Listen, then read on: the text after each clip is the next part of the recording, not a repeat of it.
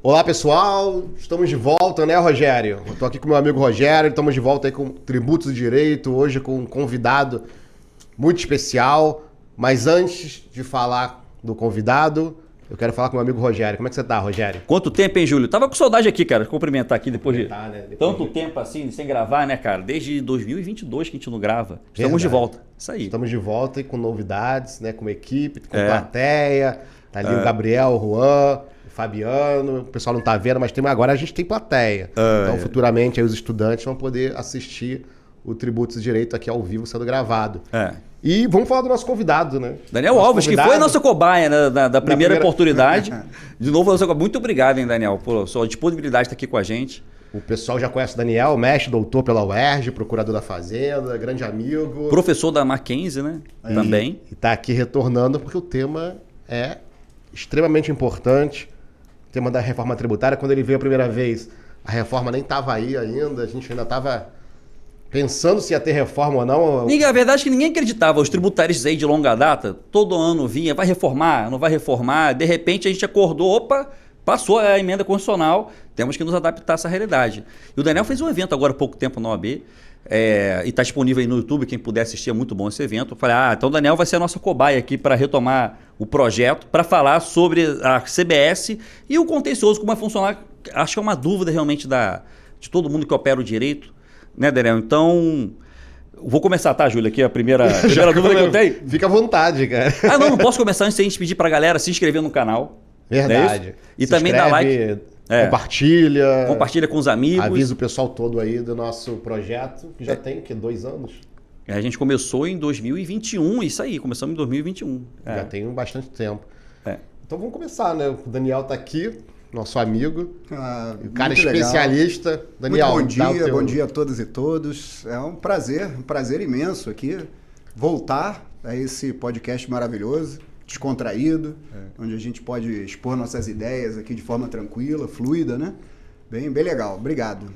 Vai ser um prazer aqui falar brevemente, né? Falar alguns apontamentos, falar o que tá pipocando aí, porque tem muita coisa para falar, tem muito assunto, tem muito podcast para fazer, para falar sobre esse tema. Verdade, né? Caramba, nem me fale, né, cara? Eu até tava falando aqui com o Rogério, a gente tava falando aqui nos bastidores, não sei por que fizeram essa reforma, né?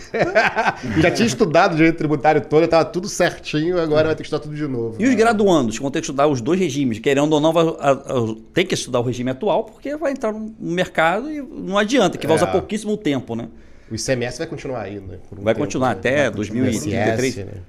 Mas aqui, Daniel, a CBS é realmente uma simples mudança de nomenclatura do PIS e COFINS ou não? A coisa é mais profunda, de acordo com as análises que você fez do PL, que está regulamentando a reforma tributária.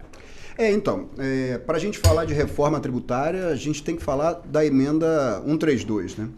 E é importante, quando a gente for entender a reforma tributária, ter a concepção de que não é só uma mudança, é uma mudança estrutural.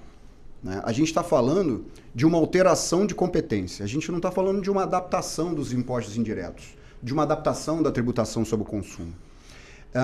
O PIS e a COFINS serão extintos, o ICMS e o ISS.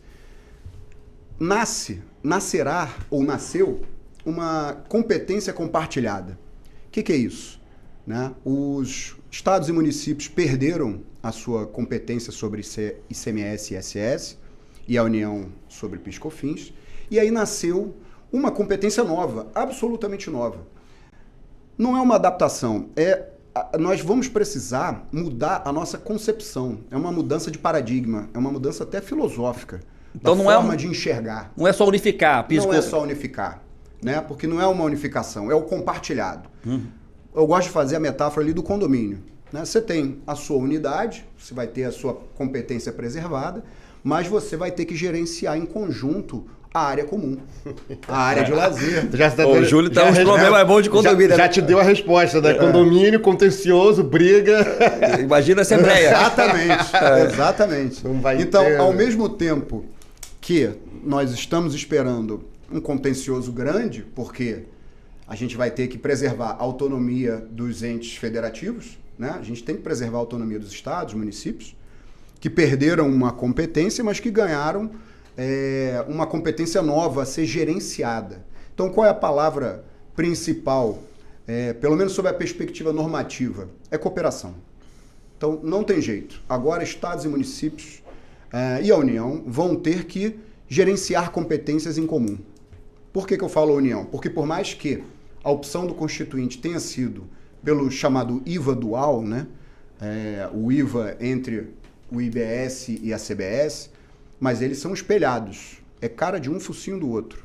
Eles estão juntos ali e vamos precisar de uma boa harmonização. Então a gente vai construir muita coisa entre estados e municípios, na competência compartilhada, e entre a União também. Então é o grande desafio. Mas é uma mudança filosófica fundamental. Porque se o regime é único, o que for feito no IBS, as decisões que forem ali tomadas, vão acabar refletindo no como se decide para o CBS.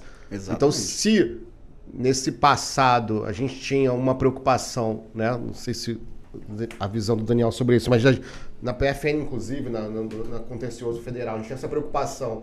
Os doutrinadores também, os advogados, com essa centralização da União. Agora, eu não sei se vai haver essa harmonização, cooperação. O que você acha? Porque vai acabar centralizando, porque a União vai querer participar das decisões e vai acabar querendo botar todo o seu poder de influência para que, olha, vocês vão decidir aí, mas vai refletir no CBS. Então, eu também quero participar da decisão, de qualquer decisão que tem. Juiz federal decidindo. A base é única, né? A base da... É o regime jurídico único, né? O que é o no CBS. Esse ponto é muito sensível, né? Esse ponto já está gerando muita discussão. Né? Qual é o calibre do poder da União aí? Como é que vai ser feita essa harmonização? Né? Então a gente vai ver os mecanismos que estão postos aí na mesa. Para fazer esse gerenciamento do IBS, vai ser criado um comitê gestor, né? A Constituição já previu a criação de um comitê gestor, e é ele que vai organizar essa competência. Então, os estados e municípios vão ter que participar da sua composição e é a Assembleia do Síndico ali, a Assembleia Condominial. A União não participa do Comitê Gestor. Do IBS, não. Do IBS, não. Vão ser dois tipos de... Representação dos estados e municípios para o Comitê Gestor. Para o IBS. Para o IBS. Isso. A CBS ela vai ficar, né, com a União, competência da União. Normal, né? Normal. Seu julgamento, em princípio, será pelo CARF, né? E aí, do comitê gestor, haverá um órgão de contencioso que julgará isso. E a grande dificuldade é harmonizar esses dois. Mas esse comitê gestor vai ser o quê? Tipo um CONFAS? Será? Não, é algo novo, Conselho... né? É algo novo. Mas assim, porque lá eles também entravam na briga para decidir os benefícios fiscais lá no Conselho Fazendário, né? Se reunir para ter unanimidade ali no CONFAS. O comitê gestor, todos eles vão participar. Eles já vão ter uma representação, vai ser um tribunal próprio. E não vai ter ninguém representação da União nesse comitê. No IBS não, né? É um órgão, eu entendi que é mais um órgão julgador, mas tem também alguns comitês de harmonização que acaba que vai ter um... a gente vai precisar de muita competência, no sentido de muita eficiência, né? Para não falar competência misturada com a competência jurídica. Mas a gente vai precisar de muita eficiência para fazer essa gestão. Por quê? Como é que um dos problemas que eu já ouvi, né? Mas o contribuinte ele está ali sujeito a uma fiscalização. Só quem passa por isso dentro da empresa sabe a dificuldade que é sofrer um processo de fiscalização. Então são intimações para apresentar documento, intima novamente, intima mais uma vez, mobiliza pessoas, mobiliza recursos para atender aquela fiscalização. E quando ela finalmente acaba, né, com um resultado positivo para a empresa, não tem nenhuma autuação para fazer. Agora, toca a campainha, fiscal do município. Imagina. Passou do estado, toca o município. Tudo de novo? Será que... Como é que a gente vai poder gerir eu tenho essa preocupação. Fico preocupado com isso realmente. Uma sobreposição ali de um... Não, eu acho que no começo vai ter, porque o fiscal realmente ele não vai abrir mão de fiscalizar, né? Porque a CTN diz lá que ele acaba respondendo pelos autos de infração, pelo lançamento que ele não fizer. E essa competência compartilhada, se já era difícil quando cada um tinha a sua competência exclusiva, imagina agora todo mundo atuando junto. Essa cooperação. O PLP 108, ele prevê que esse tipo de... Para harmonizar essa fiscalização, teríamos um fiscal, um ente titular e o outro que vai ficar acompanhando. Então, por exemplo, uma fiscalização no município do Rio de Janeiro, de IBS, então... sobre determinado sob determinada perspectiva, por exemplo, o Estado é titular, então o município está acompanhando aquela fiscalização. Ele está de olho para saber se ela está sendo desenvolvida a contento, né, sendo bem realizada. Então, em tese, a proposta prevê que esse problema não vai existir, né? Que eu vou ter um ente titular e o outro interessado ali, fiscalizando a fiscalização, porque ele é interessado. Olha, nisso. tem isso, né?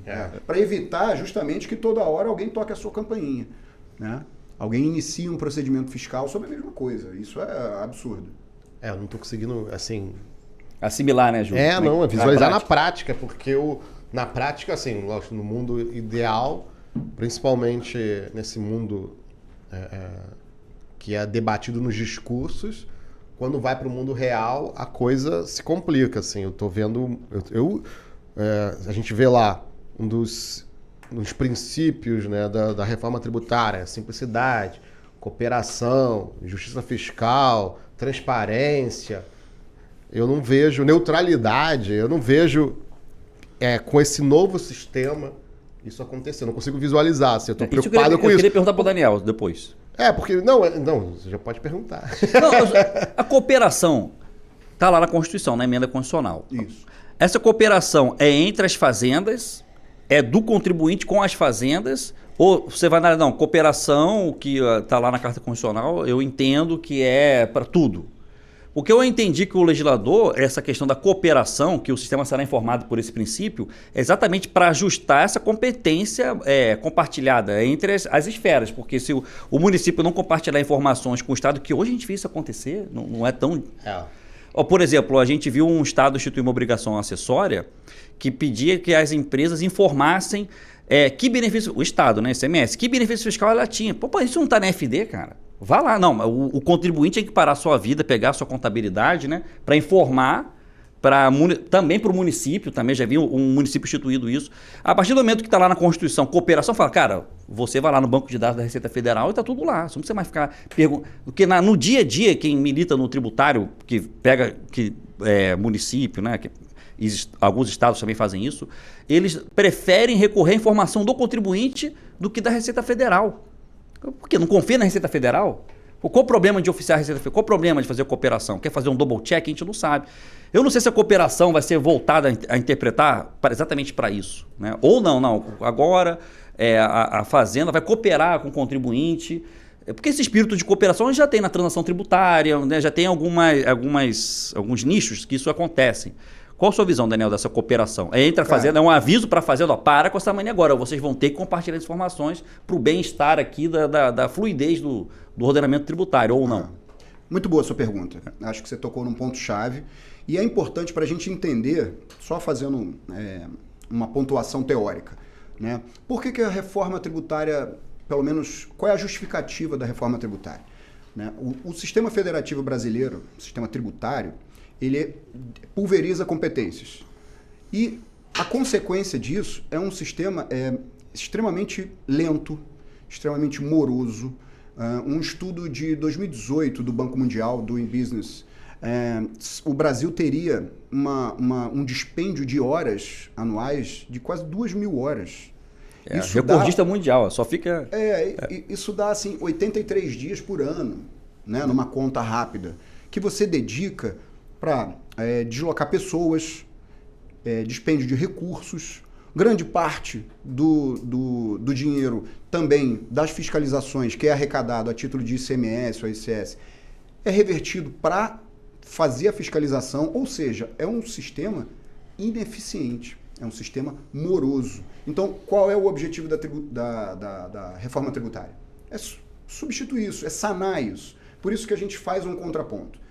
Quando a gente vai falar dos problemas da reforma tributária, a gente tem que ter em mente que esse arcabouço que está sendo criado, ele visa superar toda essa ineficiência do Estado brasileiro e inserir o Brasil num quadro de negócios, num cenário de negócios mais favorável, num cenário de recolhimento de tributos mais favorável, onde a gente vai perder menos energia nesse sistema.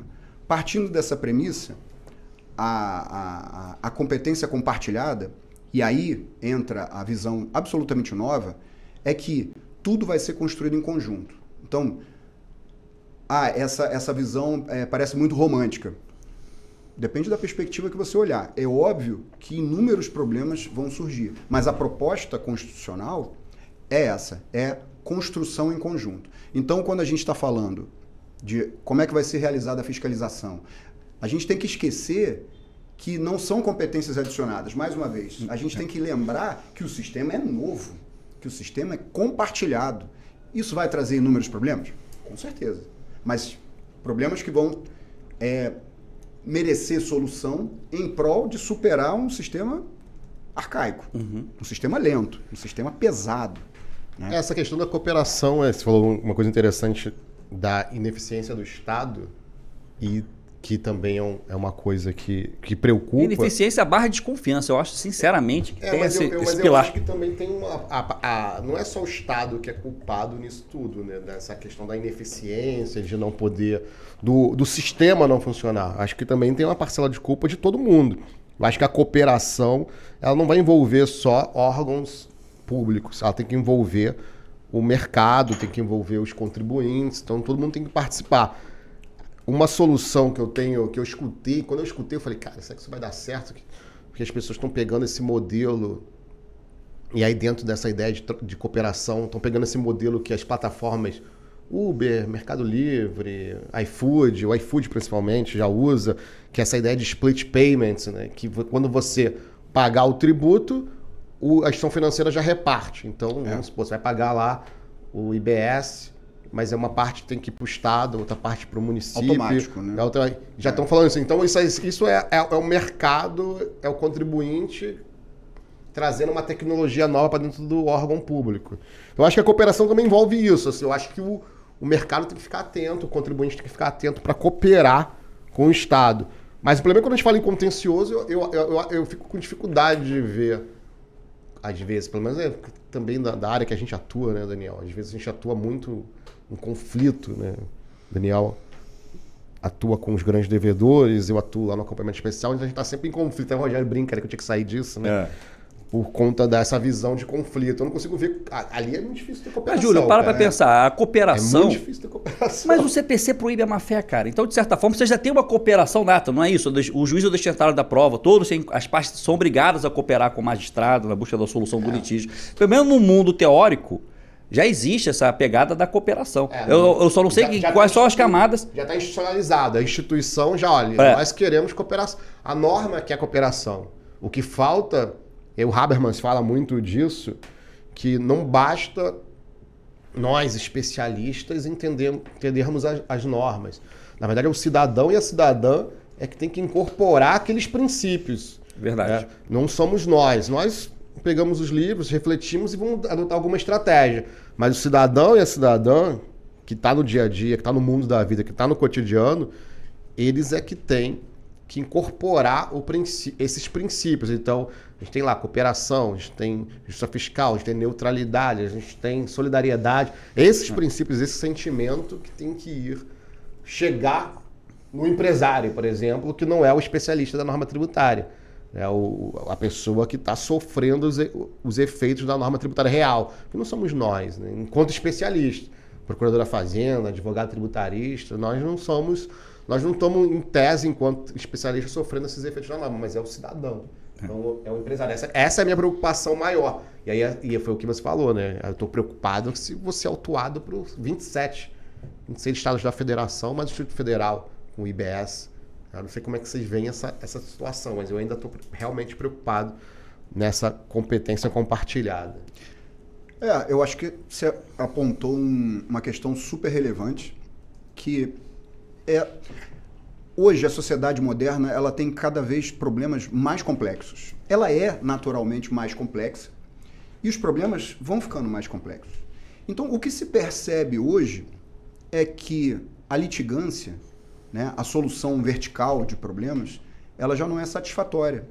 Seja porque a pessoa dá uma solução vertical, ela vai ter talvez menos suporte, menos experiência, menos visão do todo, né? E essa visão do todo é absolutamente relevante. Eu sempre falo de uma fábula, tem vários tipos, mas uma fábula indiana, né? 5 sábios cegos numa aldeia pequena indiana, receberam a presença de um animal que nunca tinham visto, era um elefante.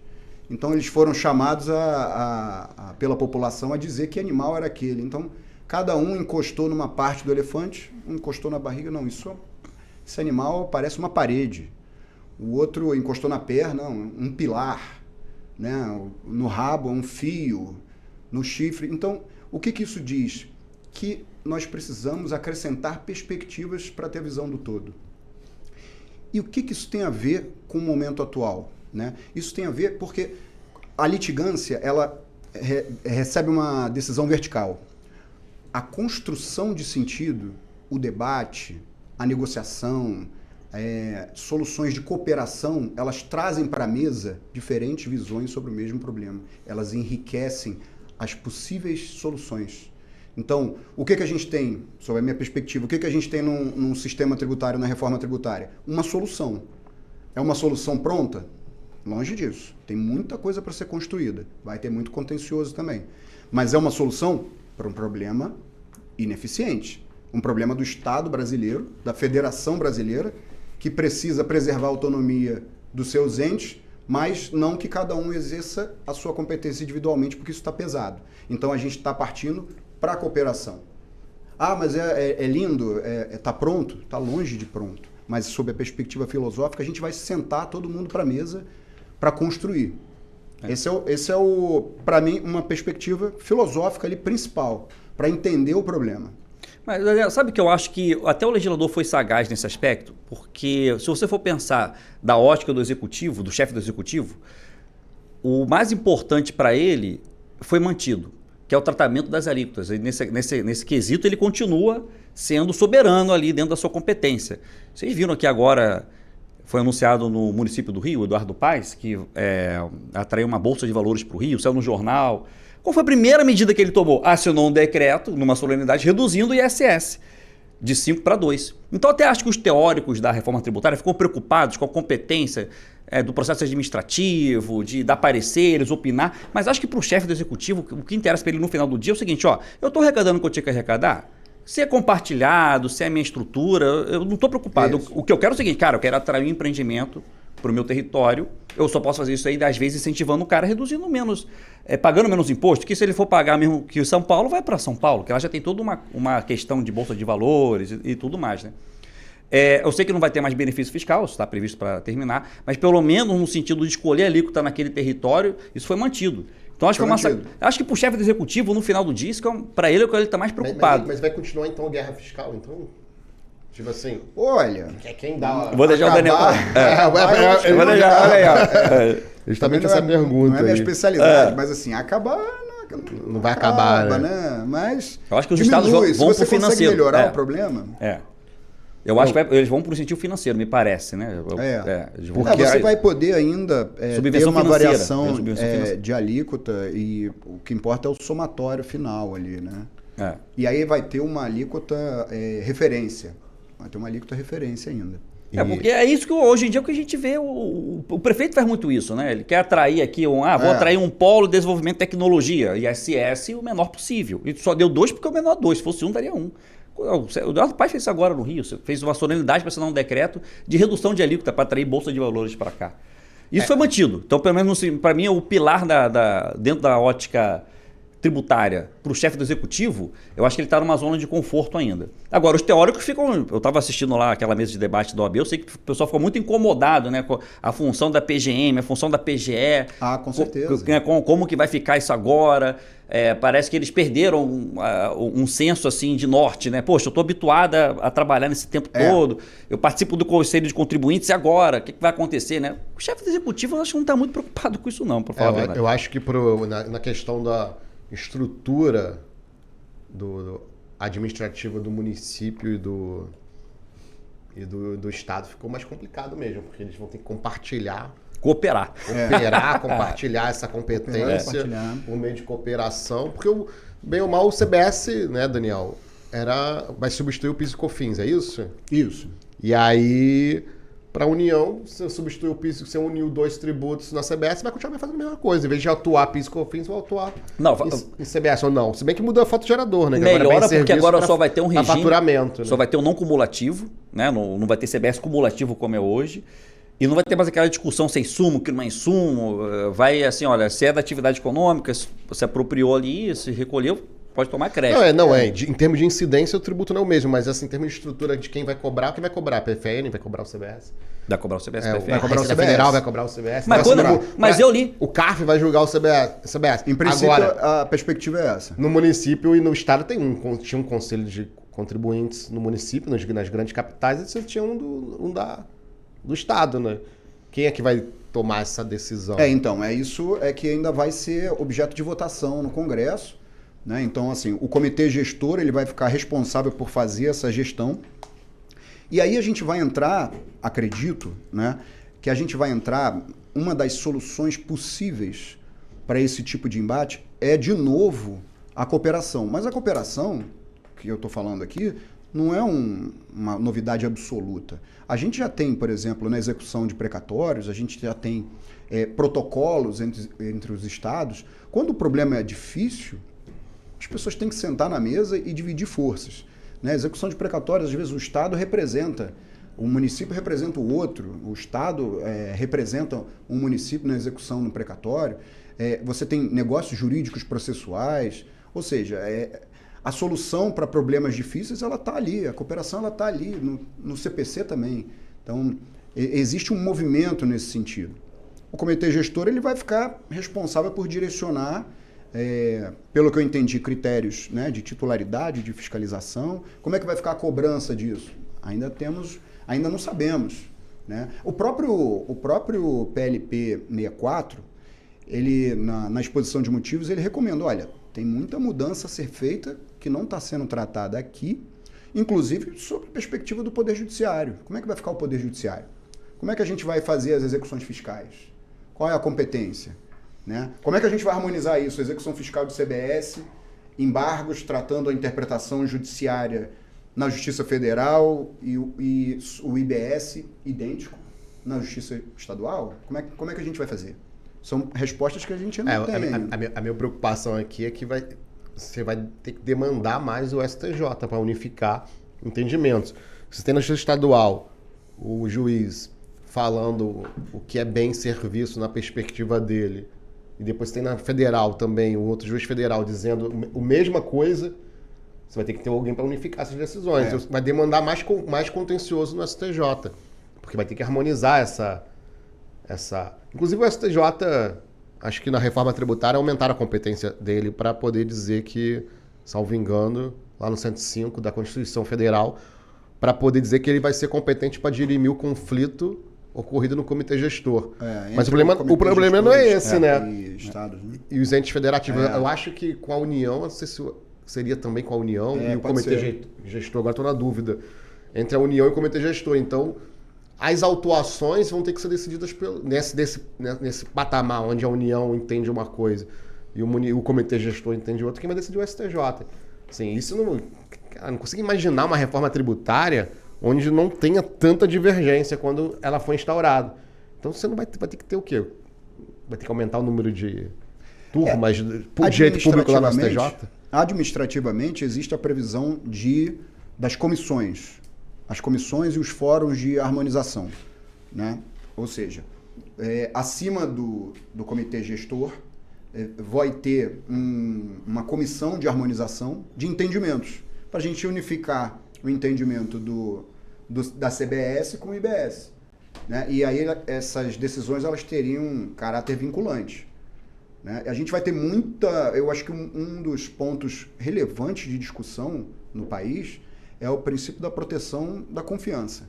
Porque se a gente falava antes, se uma solução de consulta vincula o julgador administrativo ou não, e quando o contribuinte age atendendo uma solução de consulta, ele está respaldado numa expectativa legítima, né, dada pela administração, isso vai acontecer muito mais nos fóruns de harmonização, nos comitês, porque é essa a previsão administrativa. Então, o que estados e municípios reclamam, talvez, da composição, a União ficou com 4 representantes e 4 representantes do comitê gestor. que seriam aí divididos entre 2 dos estados e 2 dos municípios. Esse representante da União é dentro do comitê gestor? Não, é nesse fórum de harmonização. Não, é no comitê, na comissão de harmonização. Que a comissão de harmonização, ela tem uma perspectiva de somente administrativa. Ao menos o que está sendo encaminhado na proposta, que ainda não está carente de votação. Isso tudo pode mudar. A gente está falando de coisas tudo que não vai, muita coisa eu acho que vai mudar. Mas aí não coisas seria. Que foram enviadas ao Congresso. Não seria um contencioso do tipo assim. A gente não poderia recorrer a esse fórum de harmonização, um contribuinte. Acho que não, né? Acho Não, que é uma coisa interna, interna corporis ali.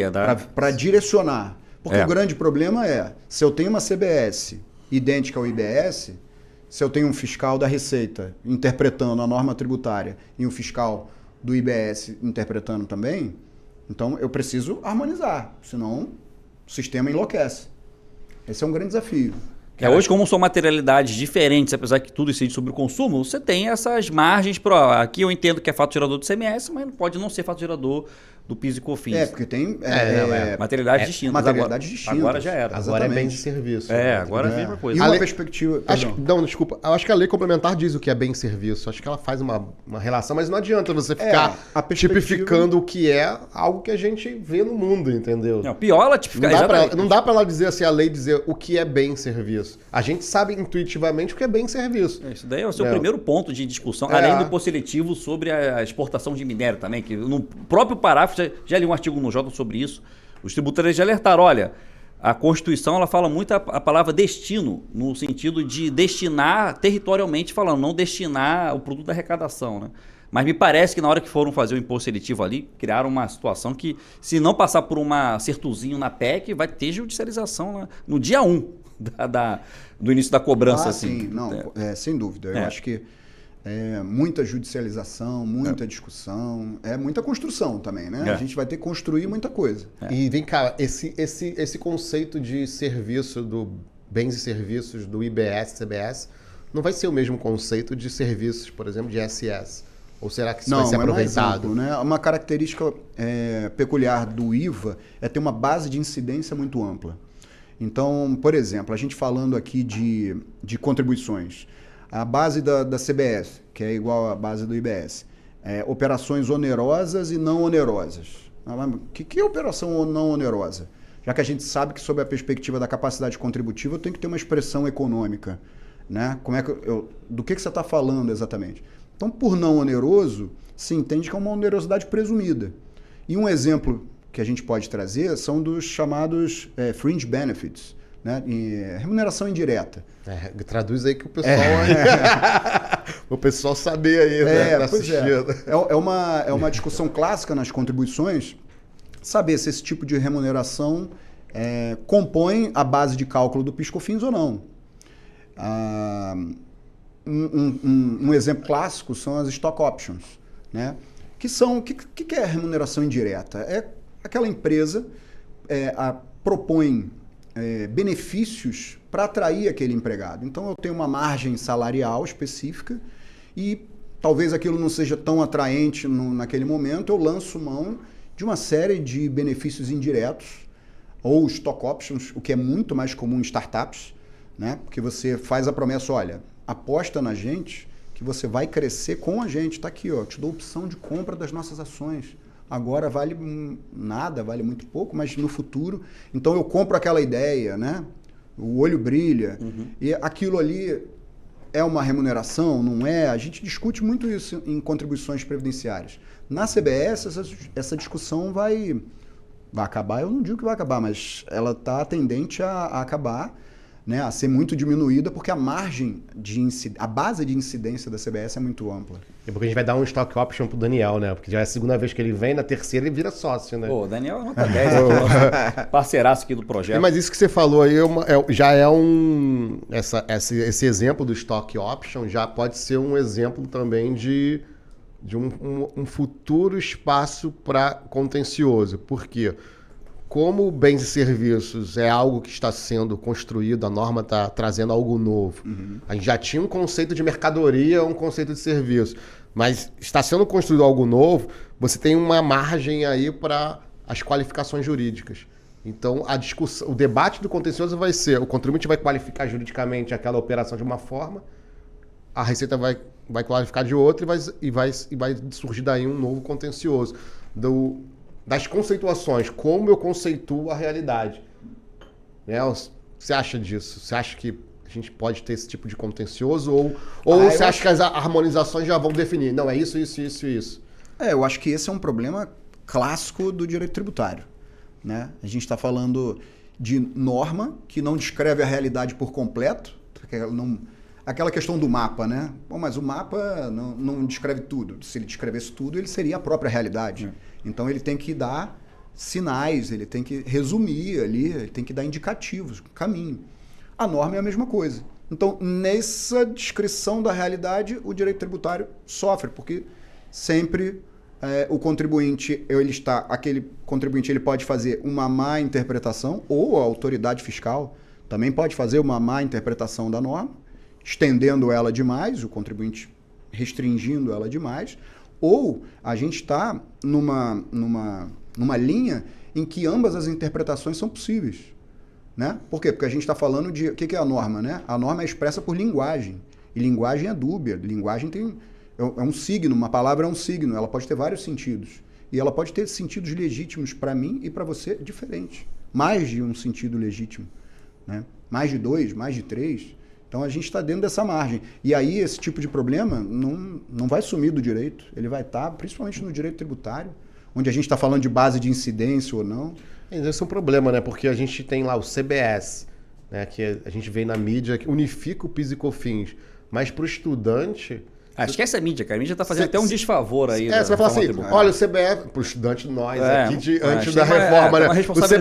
O CBS unifica o PIS e COFINS. Então a CBS vai incidir sobre faturamento, não tem nada a ver. Não tem nada a ver. É outro imposto, aqueles vão ser extintos, então é outro imposto. A galera que está estudando pela mídia aí, está pegando uma compreensão que ainda não alcançou o cerne, né? Mudou completamente o regime. O Júlio publicou agora um artigo no Jota falando sobre essa dificuldade das redes sociais, né? O volume de informação e às vezes a superficialidade com que a informação é chegada até você, né? Na verdade o Habermas fala disso no livro de reconstrução material, a reconstrução histórica, né?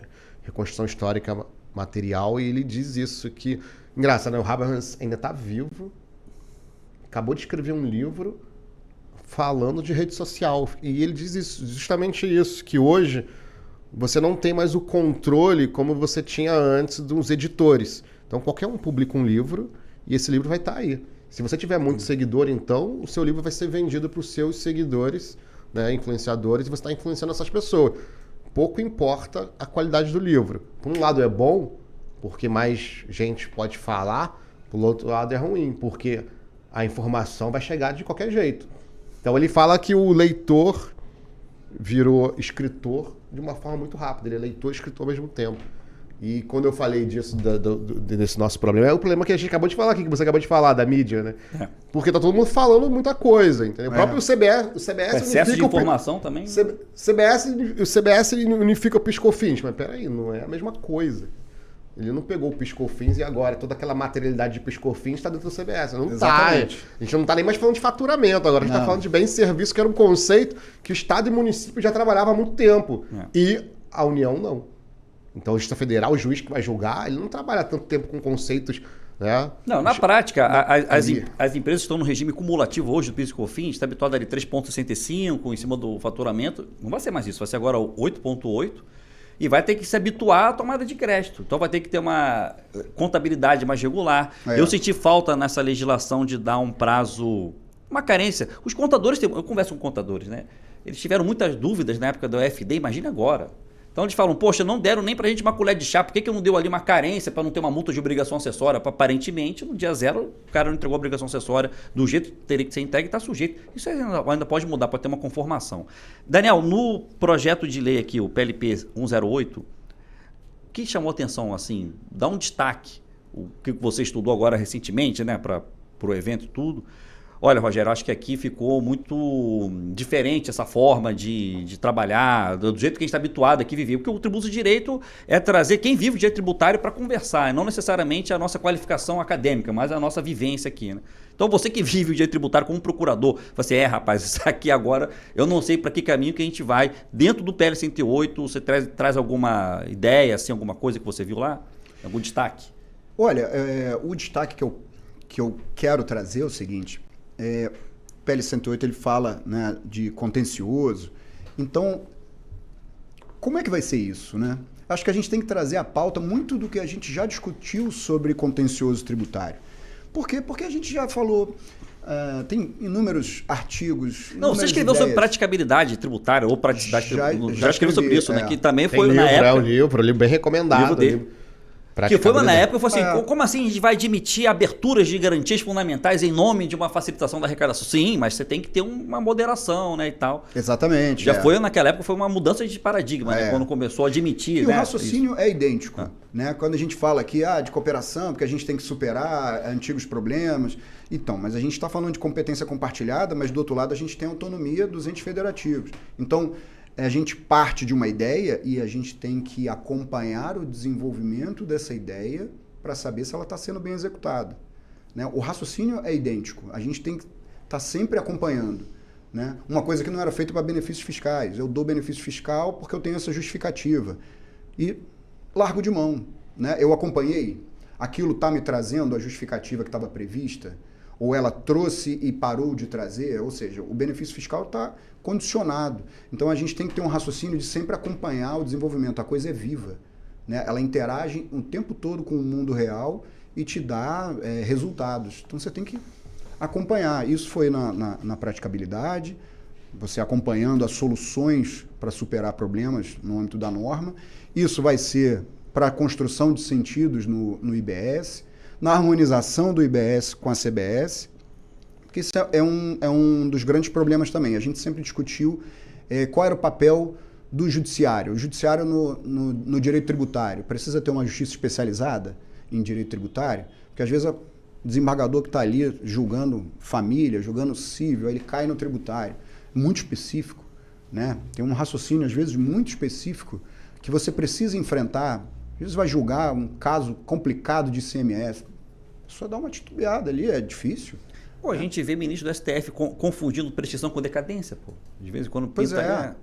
A própria União, né? A gente da Procuradoria, um mundo novo chegou pra gente aqui, bens e serviços, né? Que é uma coisa que a gente não estava habituado. Então a gente vai trabalhar acho com que a isso gente agora, trabalhou com esses conceitos de mercadoria. Não, o Júlio é um problema, cara. O conceito determinado com o Júlio, todo dia ele perguntou aqui no podcast, mas o que é casa? Eu falei, como assim, Júlio, o que é casa? Pô, o cara tá lá no Código Civil, poxa, é um bem imóvel e tudo. Se o sujeito mora num trailer, o Júlio já vai querer cobrar o quê? Em vez de cobrar IPVA, vai querer cobrar IPTU. Porque o cara mora num trailer. Não, mas é isso, cara, porque a gente... É indeterminado. Né? O conceito de... A gente tava discutindo essas questões de conceito, porque eu não interpreto a norma dessa forma, casa... fechadaço, assim. Tá vendo? É um problema pra gente. Gabriel tá rindo, né? Não, também já falou. Aqui nos bastidores. Você não tem como interpretar bens e serviços de uma forma fechada, porque senão você vai impedir que novos bens e serviços apareçam.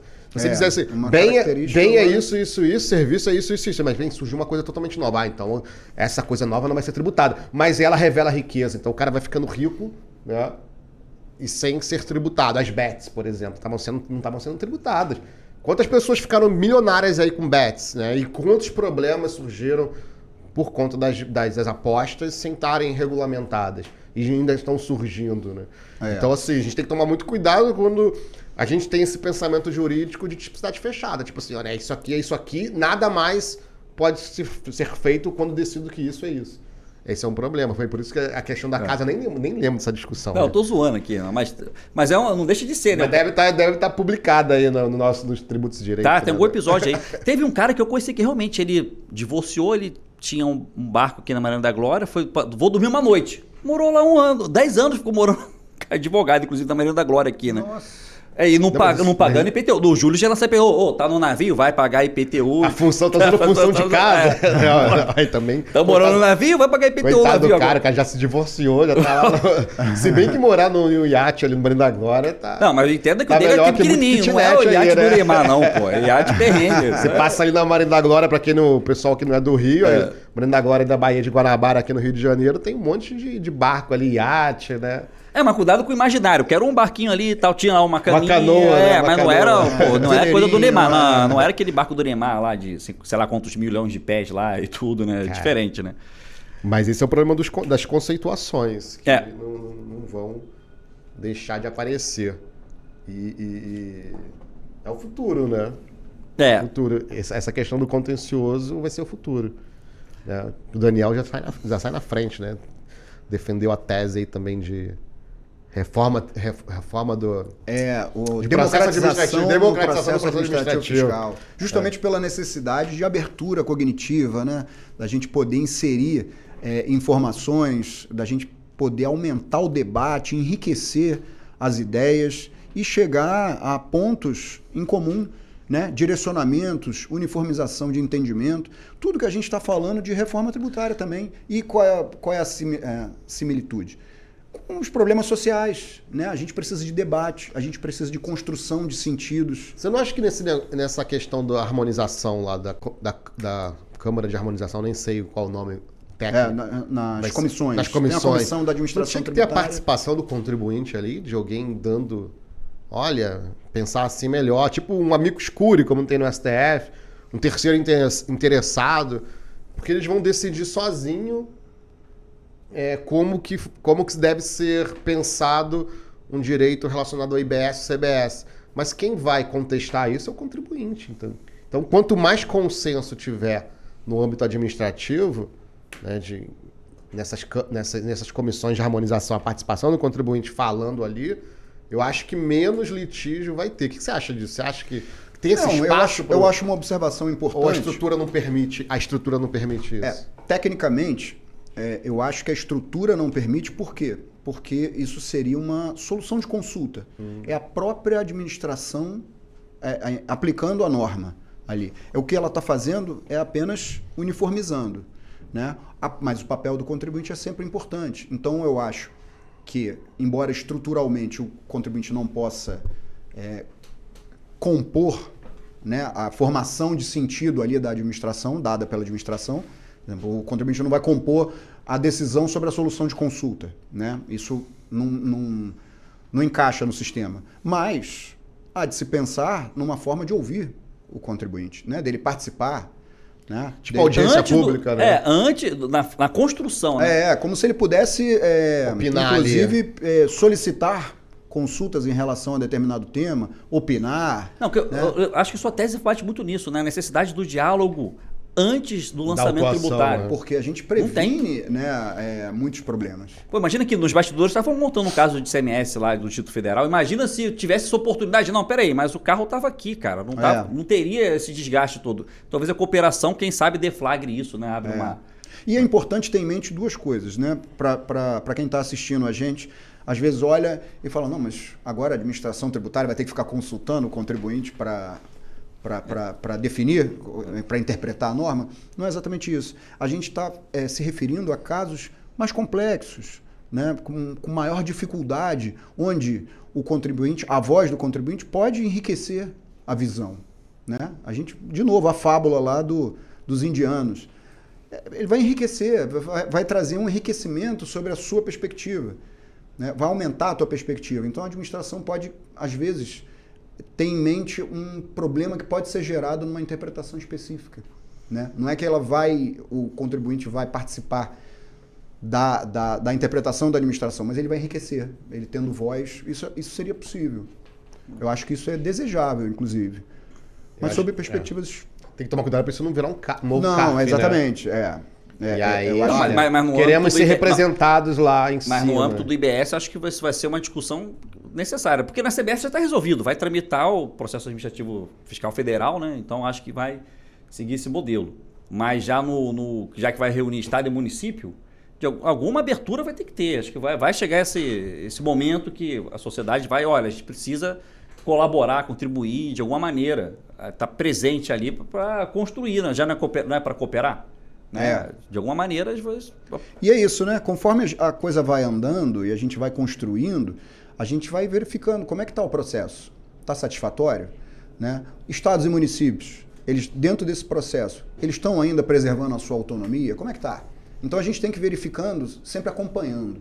Né? Está funcionando? O que a gente tem que mudar de rota? Eu acho que essa é a chave. No CBS não vai mudar nada, né? Vai ser o processo administrativo fiscal federal, como já é. Vai ficar para o CARF. Vai ficar o CARF, vai julgar. O CARF vai decidir, mas a interpretação vai ficar a cargo dessas comissões, que são, assim, a comissão... Mas vai vincular o CARF, será? Quando a administração tributária ela emite um sentido da norma, ela gera uma expectativa. Por isso que eu falei da proteção da confiança.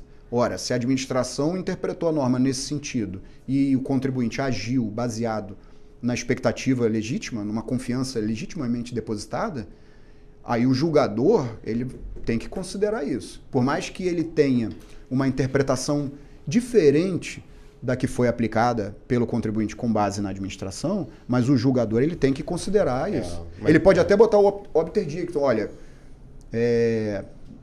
Não concordo com esse entendimento, o entendimento correto é esse aqui, mas no caso concreto aplico o princípio da confiança. Eu acho que nesse caso é mais um fundamento para o contribuinte participar os representantes dos contribuintes participarem dessa comissão de harmonização, porque se isso de alguma forma influenciar na decisão do CARF, o CARF é dividido entre fazendas e representantes, eles vão ter que... Para eles observarem aquela norma daqui, eles vão querer ter participado da construção dessa norma, senão não tem legitimidade. Então, eu acho que pode ser um fundamento. Eu não li ainda esse projeto da 108, né? É extenso, né? 108. Tem mais bastante extenso. Muito artigo, e não foi nem votado. Não foi votado, pode ser que mude tudo, aí você perde um tempo. O que passou foi o PL. Passou meio que em uma semana o PL passou. Ainda tem isso, né? Não foi muito semana. Não sendo muito debatido, a possibilidade de mudar tudo é grande, entendeu? Não teve legitimidade. Pois Vocês não debateram com a sociedade, não debateram com os especialistas, né, também, né? Para eles apontarem algum processo de erro, aí você leva para o Senado algo de qualquer jeito. Aí se aprova algo de qualquer jeito, o judiciário vai ter que atuar. Porque as pessoas vão estar insatisfeitas. E uma outra coisa que eu queria chamar a atenção também é que além da comissão, que ela é baseada pelo formato que está lá no Congresso, a comissão, o comitê, ele é basicamente de administrações tributárias, no sentido um pouco mais restrito, só do corpo tributário das administrações e não das procuradorias. Ficou, então, proposto que vai existir um fórum composto pelas procuradorias. É interessante isso. É absolutamente interessante, porque o modelo constitucional, né, dá à Procuradoria da Fazenda, dá às procuradorias lá no 131 da Constituição, ele dá essa competência para representar a União e defender nas causas de dívida ativa, né, após a dívida ativa, inclusive deveria, com a inscrição em dívida ativa, ser competência das procuradorias. E isso deve ser espelhado para o modelo do IBS, o que não acontece em muitos municípios. Que em muitos municípios é a própria administração quem escreve em dívida ativa e dá prosseguimento ali. Restringe muito o papel das procuradorias. E o papel das procuradorias é extremamente relevante porque é uma especialização técnica, jurídica, em casos graves e que não é muito perfil da administração. Não é controle de legalidade? Exatamente. Verdade, a lei de execução fiscal fala também exatamente. Isso, né? Então, assim, eu lancei, o fiscal lançou e ele vai fazer o controle próprio de legalidade. É importante ter um órgão, né? Porque é importante pro ente público agir dentro da legalidade. Parece que o PL previu isso, não foi, Daniel? Que seria a função da própria... dos auditores constituir o débito de dívida ativa, não tem uma polêmica? A questão da dívida ativa, eu acho que ela saiu da redação. Ela não está na redação, mas ela pode entrar e deveria entrar. Questão política aí, né? Porque, assim, por trás dos bastidores, a gente assiste também... a gente está falando... no campo normativo, né? O que a Constituição quis, o que o projeto quis, mas tem muita disputa ali, nas comissões, né? A gente está falando realmente de cada um quer um pedacinho a mais, né? Os estados e municípios, as procuradorias, é absolutamente relevante que esse fórum de harmonização, que aí é um fórum composto pelas procuradorias, tanto PGFN quanto representantes das procuradorias dos estados e municípios, que eles participem, eles têm um papel constitucional absolutamente relevante de controle de legalidade, de controle jurídico. Isso é fundamental. E aí esperamos como é que vai ser essa manifestação do Congresso, né? Esse debate. Será que sai esse ano? Sai, né? Não sei, cara. E as vão ter alterações, vão ter 2 eleições presidenciais até a vigência plena assim, do sistema. Então, acho que vai passar muita água aí. Tem muita água, tem muito debate para fazer. Esse debate é absolutamente relevante, né? A gente vai ter que fazer de novo esse debate, né? Vamos ter aqui, e já encaminhando para o final, hein, Júlio? A gente já está aqui absorvendo muito tempo do Daniel, né? Poxa, cara. Mas obrigado aí, Daniel, por ter vindo aqui. Suas considerações aí para a gente encerrar, né, Júlio? Sim, já estamos quase estourando tempo aí. Bom, primeiro agradecer novamente, é um prazer, é um privilégio, né, sentar aqui para debater temas tão relevantes, o que está na nossa porta, que não é tão teórico, por enquanto está teórico, mas já vai fazer parte das nossas vidas, mudar os negócios. Então a gente espera que seja para melhor, a gente espera que seja um processo com muito debate, que seja capaz de enriquecer as ideias, que os lobbies sejam controlados, né? Porque tem muito lobby, já vai desfigurando um pouco o projeto. Verdade. Mas a gente espera que seja um aumento, um acréscimo de eficiência no Estado brasileiro, que as relações sejam mais fluidas, econômicas, que os contribuintes possam estar numa posição melhor e a gente avance, né, para uma modernidade, para uma expansão. É isso que a gente espera. Muito bom, muito bom. Pô, obrigado. Então é isso, né, Rogério? Quer encerrar? Encerra aí. Não, o Júlio que não, você que vai encerrar. Eu só pedir aí a nossa audiência para seguir. Segue lá o Daniel também nas redes sociais, segue o Tributos e Direito. E até a próxima, né, Rogério? Até a próxima, gente. Valeu, obrigado. Obrigado. Obrigado.